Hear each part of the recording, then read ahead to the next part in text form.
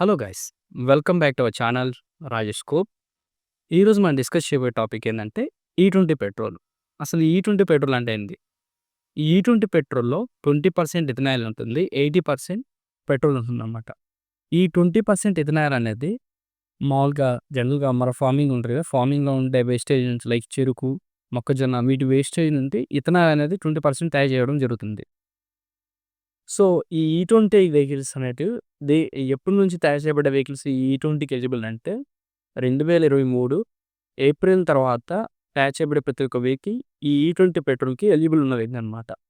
అంటే 2023 ముందు తయారు చేయబడ్డ వెహికల్స్ ఏంటంటే ఈ5 లేదా ఈ10 పెట్రోల్‌కి ఎలిజిబిలిటీ ఉన్న వెహికల్స్. సో, వీటిని BS4 వెహికల్స్‌కి మనం బయట ప్రమోట్ చేస్తూ ఉంటాం యాక్చువల్‌గా. ఈ BS4 వెహికల్స్‌లో ఈ20 పెట్రోల్ అనేది వాడకూడదన్నమాట. ఈ 2023 ఆఫ్టర్ ఏప్రిల్‌లో తయారు చేయబడ్డ వెహికల్స్ ఏవైనా సరే ఈ20కి ఎలిజిబుల్ ఉన్న వెహికల్స్. ఈ ఈ20 పెట్రోల్ వాడడం వలన బెనిఫిట్స్ ఏంది? లాసెస్ లైక్ ఎలాంటి ప్రాబ్లమ్స్ మనం ఫేస్ చేస్తాం అన్న విషయం గురించి తెలుసుకుందాం.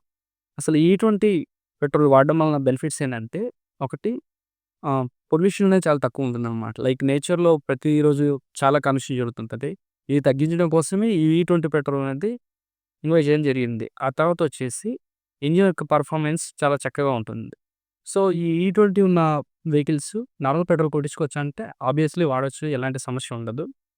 కానీ BS4 వెహికల్స్ మాత్రం ఈ ఈ20 పెట్రోల్ అనేది వాడకూడదనమాట. ఇదనమాట ఈ20 పెట్రోల్. సో, వీడియో నచ్చినట్టయితే లైక్ చేయండి, షేర్ చేయండి, కామెంట్ చేయండి. Thank you for watching.